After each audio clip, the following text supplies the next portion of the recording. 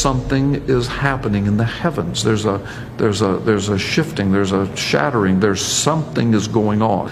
It looked like almost like a dimensional shift that was taking place. It's like watching a Star Wars movie and warp speed. Everything just went, just into a streak and then to a flash of light and boom.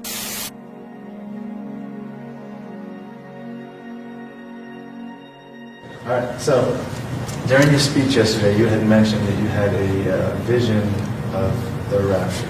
Yeah. Would you expand on that? Yeah, and I said in that message I was delivering, I was a little uncomfortable sharing that because I had never shared it publicly before, and as amazing as the whole story is, and I think even your audience would agree, by the time I'm finished, they're going to go, oh my gosh, that's unbelievable. And it would be unbelievable, except that, as you heard it, it is so witnessed and verified by people who are there when these things happen to me, and people were telling me things.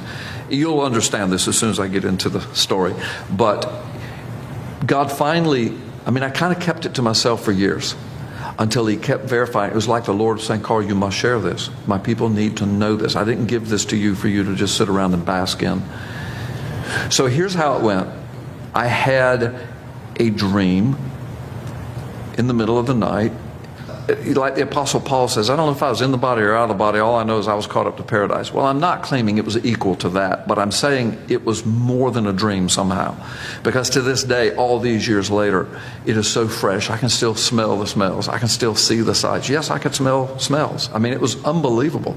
It was like I physically was somewhere else. But it wasn't an out-of-body experience that I knew I was out of my body. It was like, I thought it was a dream. Until I woke up, and then it was so startlingly real that it took me several years before I shared it with anybody, because it kind of freaked me out. Here's what happened. So I go to bed, go to sleep. All right. In my dream / vision, whatever, I dreamed that I was standing in a field, and it was nighttime, and I was looking at the expanse of the sky. I might have been in big sky country or something. There's no mountains, there were no buildings in front of me, just the horizon, the beauty of the heavens. It was breathtaking. Behind me, I could hear the sounds of life. I could hear horns honking, people talking, conversations. I couldn't make out specific words, but like multitudes of people talking, cheering, maybe watching a ball game. Heard babies crying, not in terror or anything, just baby talk and crying and people talking. It was the sounds of life. I never turned around. I don't know if I was prohibited from doing that. I had no inkling to do it. I was looking at the expanse of the sky. Beautiful, beautiful night. Hearing all of the sounds behind me of life. Not a care in the world. As I was watching the stars and constellations, and I can remember my dream identifying a couple of the constellations that I know and literally seeing them. And then the next thing I know is that the stars begin to take on colors. And I see these colors in my dream, and I can remember thinking, not only is this beautiful, but this is very unusual. I don't know that I've ever seen this phenomena before. And then I would see things streaking across the sky, maybe like a comet or something, but it was the most beautiful thing I'd ever seen, with colors involved in it. And then some of the constellations began to kind of almost swirl, not like a fan, but just kind of started moving like that. And then they started shifting positions a little bit. Then I can remember thinking, okay, something supernatural is going on. Now all this is happening in my mind as I'm watching. I'm still hearing the sounds of life. Then I hear the sounds of life behind me getting a little more panicked. It's like they're seeing it too, and they don't know what to make of it. I can remember that I didn't have a feeling of terror. I had a feeling of awe and wonder and thinking something is happening in the heavens. There's a shifting, there's a shattering, there's something is going on. Supernatural. And then the stars appeared, literally, to fall from the sky. Not just fall, but to be zooming towards the earth. At the same time that it looked like, now I know the scriptures that talk about the heavens being rolled up like a scroll. It looked like almost like a dimensional shift that was taking place. And then the streaking coming down, and then the sounds of life behind me. Holy terror. people were shrieking, screaming. You could hear people, oh my God, and they, and then sirens were going off and warning sounds, and it was like something cataclysmic was happening. I'm still watching it. It was happening so quickly, and I remember thinking, well, I don't have any fear in me. The next thing I know, there is a presence beside me. I'm not allowed to look, or I didn't look, but I was aware that I was in the arms of a presence, or in the midst of a presence, a personal presence. And the next thing I know, I'm just being lifted up. And I'm not talking about some kind of cheesy movie of the rapture or anything. It was real. It was smooth. It was peaceful. I look over to my left, and now the whole time I hadn't looked left or right, but now look, my wife is right there. And she's such a woman of God. And she knew the Lord long before I did. And she's looking at me, she's smiling. And we just had this knowing look. We didn't even communicate, but we knew what was happening. And we get whisked up, and the next thing I know, it's like watching a Star Wars movie and warp speed. Everything just went, just into a streak and then to a flash of light, and boom, it's like we bursted through another dimension, if you will, a barrier of some sort. No fear ever. And I'm still aware of this presence, that we were under the control of a benevolent presence. And the next thing I saw was we busted through, I'm just going to call it a dimensional shift. We busted through another dimension. And before me was the most beautiful, it had to be what the earth looked like when it was first formed by the hand of God. The colors were so vibrant. The air smelled like potpourri. I can still smell it sometimes. I saw what looked like villages, beautiful, beautiful little homes, and flowers everywhere. You could hear children off in the distance just laughing, having a blast. People, the peace was overwhelming. The sun was just magnificent. And I can remember asking the presence, is this heaven? Is this paradise? And then I heard the voice, and it just said, this is where you will live forever. Welcome home. And I looked at my wife, she smiled, and I woke up. And like I shared with the congregation, I was furious. I did not want to wake up. I thought that's got to be what dying is like for a believer. Once you're there, you don't want to go back. I mean, even if there are loved ones behind, somehow it's all going to be taken care of. You don't want to go back, not after smelling and tasting and seeing this. The Apostle Paul said that. He said, look, I'm telling you, your mind can't conceive. Your ear has never heard, your eyes have never seen. And he was caught up to paradise. He's the one that said, I don't know if I was in the body or out of the body, but I went somewhere. And I saw things and I heard things that I'm not even permitted to tell at all. So I had something similar to that happen to me. I'm not comparing myself to the Apostle Paul. My experience was not near as complete or as detailed as his or John's or Daniel's, but that happened to me. Now, it was so real and so profound.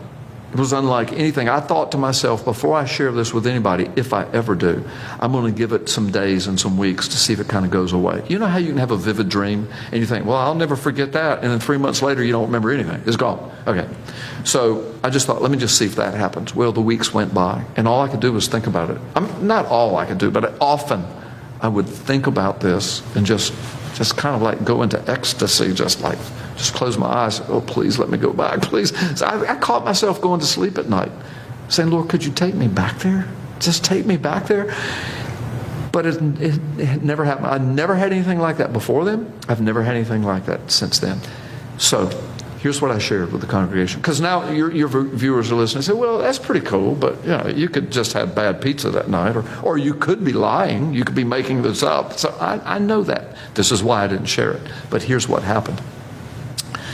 Some years later, I don't know, 3, 4, 5 years later, my wife and I are very close.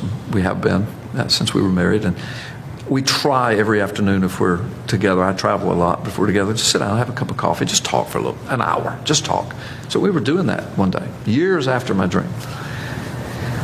Several times I started to tell her this dream, but I just hesitated. I just thought, I know my wife would believe me, but it's so amazing. How do you describe that? How do you describe that beyond a dream? How do you say it was a dream, but it wasn't? It was more than that. How do you describe that? I didn't know how to put it in words, so I didn't. Well, anyway, years later, sitting down, having coffee, my wife is there, and I said, I got to tell you something that happened to me. I said, please don't think I'm crazy. And she kind of laughed, well, I already think that, you know. We've known each other since we were 10. So, I mean, we're great buddies. We're having a good time. And I said, so I told her just what I related to you. She's just spellbound looking at him. She doesn't say a word. And I'm thinking, she thinks I'm nuts. But when I finished, these were her words. She said, you need to ask your grandson about his rapture dream. She says, I said, what do you mean? What are you talking about? She says, he's coming this afternoon. And he had it years ago when he was just a little boy. Like maybe 3 or 4 years old. And now he's much older. She says, but he's coming this afternoon to the house. She says, I'm not going to say a word to him. And she said, when he walks in the door, sit him down and just say to him, his name's Parker. Parker, tell me about your rapture dream. And she said, I want you to just be quiet and listen to him. I said, okay. I didn't have it. I said, why are you being so mysterious about this? She said, you're going to love it. You need to ask him. So I'm thinking, well, he's had something similar. You know, I didn't know. So he comes. I ask him, come in and ask him. Said, before we go, I think we're going to go play a little golf that day or something. I said, before we go, I said, sit down for a minute. I want to talk to you. And so I asked him, I said, he calls his grandmother Giggy. That's how he was trying to say grandmother when he was 1 year old, I think, and it just stuck. So I said, Giggy said to ask you about your rapture dream. Well, he kind of snapped his head around and looked at her like, is it okay if I tell him? And he looked back, he said, sure. And he said, I've never told it to anybody but Giggy. And I said, okay, well, she told you to tell me, because I've got something to tell you. And he said, okay. First words out of his mouth. Well, Papa, he said, I was standing in a field and I was looking up into the sky. Basically, he describes everything that happened to me. I mean, seriously, he said, he didn't call it the sounds of life. He said, I heard people behind me.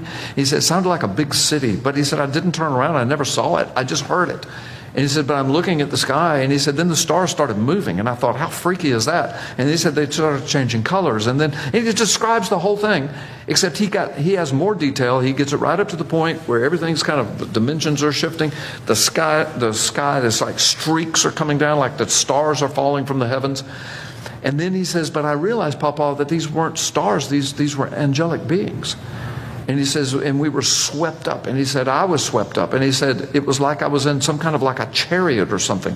And he said, and there was an angel that had his arms around the whole thing. He said, I saw him. He said, I talked to him. And he says, and then we were whisked. And he says, and you and Gigi were there. And I think he called it a couple of others, his mom, dad, people he knew. And he said, I saw their faces and we're just going. But he said, but it wasn't a long trip. It was instant. And the next thing you know, he says, we're in, and I forgot what he called it, paradise, I'm going to use the word, in this beautiful place, whatever a small kid would say. And he kind of describes it like me. And then he said, and then I woke up. And I said, and then my wife's over there now, she's got tears, and she said, I told you. She says, y'all had the very same dream. She said, that's impossible, unless God's speaking. Well, this story gets more fantastic, as you know, because you heard it. So I'm listening to all this. I'm celebrating that. I said, have you told your mom and dad? They said, no. I said, do you mind if I tell them? He said, no, I don't mind at this point. So I told them. They were blown away by the whole thing. Okay, so that's cool. Now it's a family thing. And, of course, we all believe each other. Now, my grandson, when he was just little, I don't know, 3 or 4, he didn't know anything about chariots and angels and rapture. But yet, that's the dream he had. And he's describing it now that he's older. He's saying that's what happened. He didn't know anything about mine, so how could he have made up the stars and the colors and the people behind them? And, you know, it's exactly the same as mine. So, but now it's in the family, and we're kind of glorying in it, celebrating in it, enjoying the peace of it, and we're all thinking, what does this mean? And we all kind of came to the same conclusion that God's revealing stuff, because you can get on the internet, read about Jesus visions, that Jews are having Jesus visions, Muslims are having rapture dreams. Some people are seeing hell, some people are seeing heaven. They die, they come back. It's all over the place.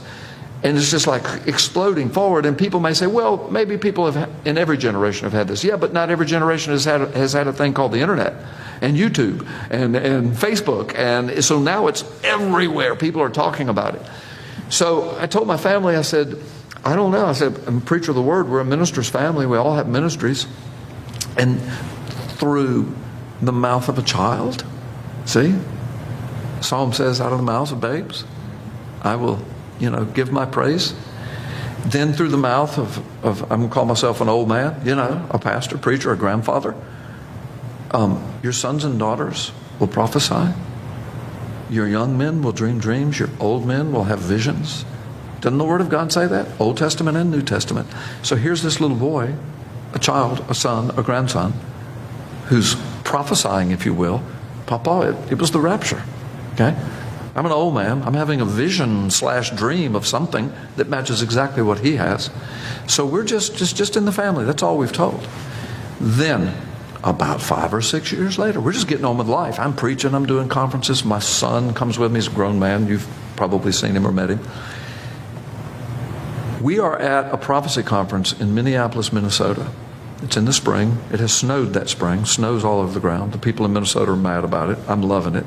Having a great time. Conference center packed out. It's a big church, and so it's packed out. It probably held 1,000 people, and it was packed. Foyer is huge. They had our table set up for the speakers out the foyer. So I had just finished preaching, and I'm out in the foyer, and because I had just finished, people flocked around my table. Not that I'm such a great speaker, it's just I had just finished. So as I come out, I go to my table, had written a couple books, and there they are. Boom, they're just piled in. My son's standing over to my left.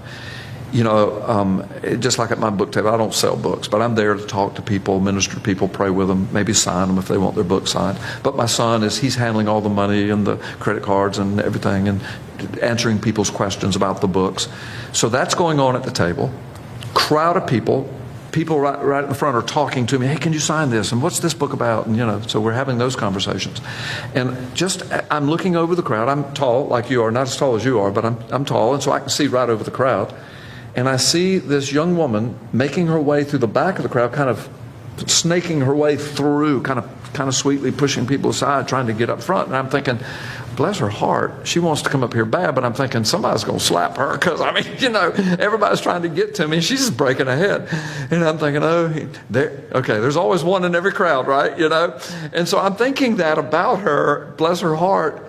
And I see when she gets closer, she's crying. Not boo-hooing yet, but just tears, and her eyes are swelled. And I said, oh, bless her heart. She's got some heart issues here. She's wanting to talk to the preacher, Well, she got almost down to the front line. She was standing a couple rows back and looking at me, just kind of looking at me like she wanted to engage me.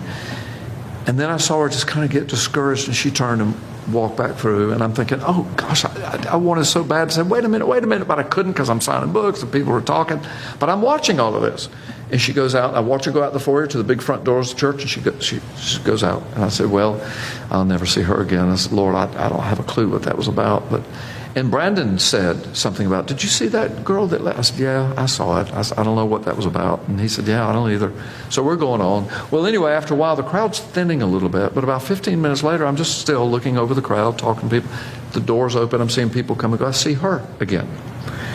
And she comes in, and she starts kind of making her way through the crowd again, but it's much less now, so it's a lot easier. And I'm thinking, all right, now this time, I'm going to talk to her, because obviously something's on her mind. She finally gets up. She comes and stands on the side of the table, and I'm signing my last book here. And she's, Pastor, can I talk to you? And she's still got swollen eyes and tears. She's wiping tears off her cheek. I said, yes, ma'am. I said, what's your name? She said, my name's Veronica. And I said, well, what's on your heart? I took her hand and said, what's on your heart? I said, something's bothering you. And Brandon's still kind of, he's putting the money in. He's stacking the books up, but he's keeping his eye on old Pops over here, She says, while you were preaching, God spoke to me. And she says, God, I've never heard the voice of God before. And she says, I didn't hear it in my ears, but I heard it in here.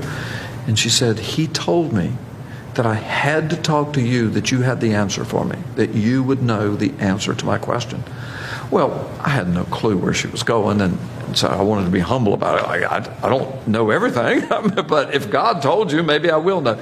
And she says, it's about a dream I had, and God told me that you could interpret it. Now, remember, this has been years since I had the dream and taught my sons. I'm not even thinking about that. It's been years, 5 or 6, 7 years. And all I'm hearing is, I need you to interpret a dream.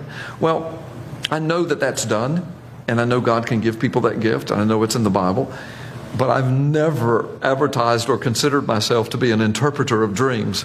I don't even know my own dreams, most times. Now, the rapture dream is the one dream in my life I understand that. But I've had other things where I've had to just say, I ate something bad tonight. That's all I can think. I mean, it seems like it might be spiritual, but I just can't figure that out. So I just forget about it.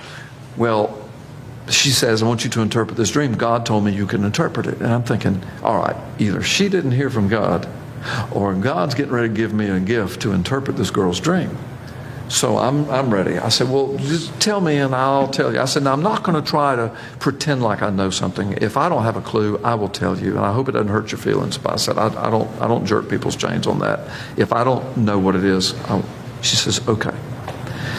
She said, I was standing in a field. When she said those words, I didn't know where she was going to go. But my son grabbed my jacket and just kind of like, Dad, listen to this now. She says, and I was looking up in the sky, and I was looking at the stars. When she said that, I mean, I'm about to break down. And I'm looking at her, and and then she starts describing the whole scenario. I hear the people behind me. I hear children. She said, I wasn't allowed to look. And she said, then the stars started moving. Now, my son Brandon, who's the father of my grandson, who knows all of that, he just says, he grabs my arm again. He says, oh my gosh, Dad. And Veronica stops and says, do you know what this is about? And Brandon said something like, he's had the same dream. And she goes, what? And I said, yes. Finish what you're saying.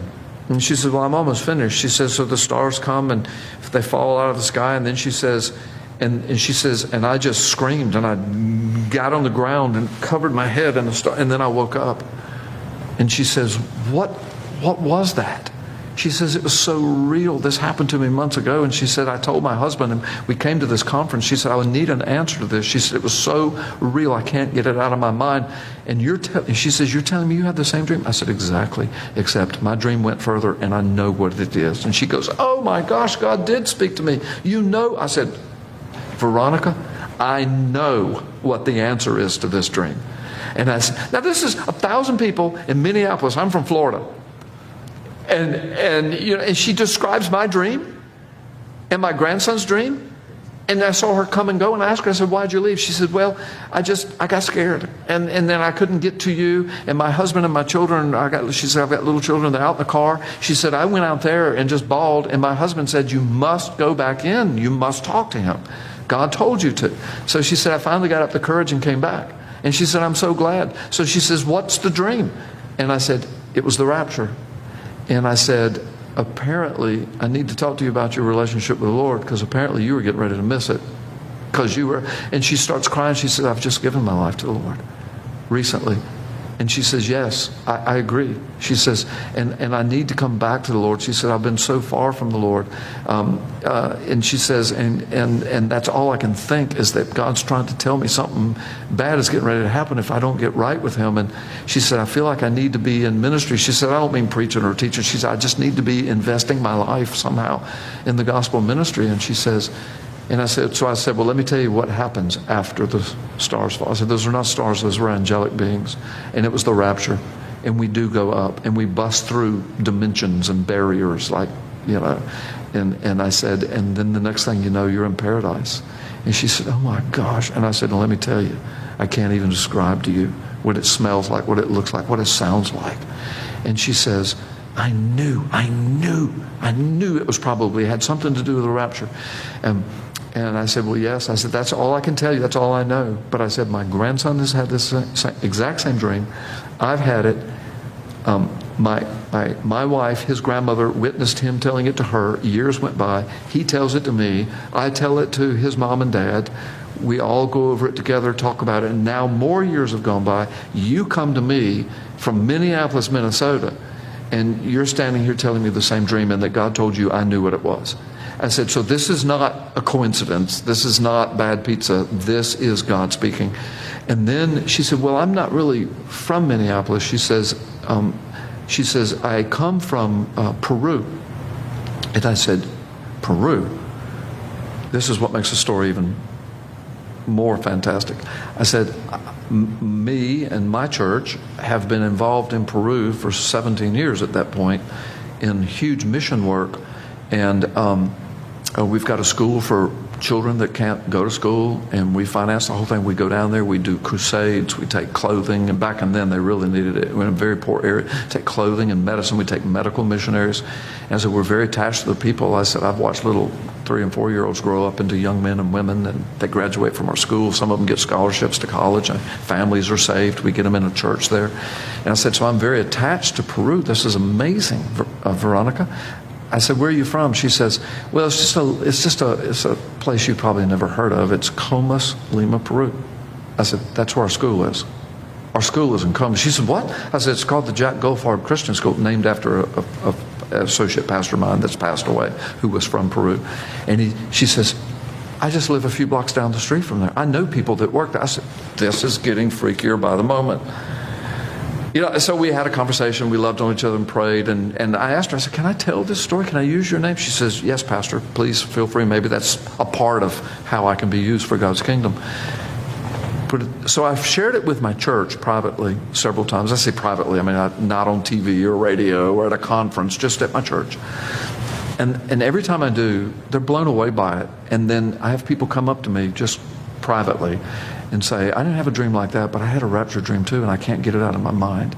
So even at this conference, I've had probably 20 people, and there's hundreds of people here, but I had about 20 people come to my table over the past couple of days saying, I didn't have that dream, but I had something very similar where I was caught up. And thank you for sharing that, because now I know I'm not going crazy. See, there's no telling what God's speaking to people, his people, but people don't know how to share it with an unbelieving world. So that's my story, and I'm sticking to it. No, that's my story. It's witnessed. That's once Veronica told me that, then I knew. It was like the Lord was trying to get me to share it before, I think. But when Veronica came, in Minneapolis, Minnesota, totally unconnected to me, my son is standing right there witnessing it. Then she tells me she's from Comas. Then I knew. I mean, God is just saying, would you please share what I gave you? So here at the conference, first time I've shared it. I know some people watching this will still not believe it, and I mean, I can't help it. I can't care about that, whether they believe it or not. I know what happened. I know what my grandson told me. I know what Veronica told me. Every one of those were witnessed by people. So what does this mean? I don't set dates. I don't think that dream necessarily meant it was going to happen in my lifetime necessarily. Feels like it did, but I could be proven wrong on that. I think God's just getting his church ready. I think I'm a preacher, so I'm somebody that would share it, and now I have. Now it's going to be on YouTube. It's going to go to the world. So I think all over the world, God is just getting his people ready to understand that the time is getting short. Get right with Jesus Christ. If you are not right with the Lord, get right with him. People might be watching, how did I get right with him? Very quickly, Romans 10:9. If you would confess with your mouth that Jesus Christ is Lord and believe in your heart that God raised him from the dead, you shall be saved. Romans 10:13, and whosoever calls upon the name of the Lord like this shall be saved. Today can be the day of your salvation. Confess with your mouth, Jesus Christ is Lord. I repent of my sin. You were raised from the dead. You died on Calvary's cross for me. Please save me. And all who call upon the name of the Lord shall be saved. God bless you. Thanks for listening. Thank you, Keith, for asking. This is Pastor Carl Gallups, and that is my story. It really happened.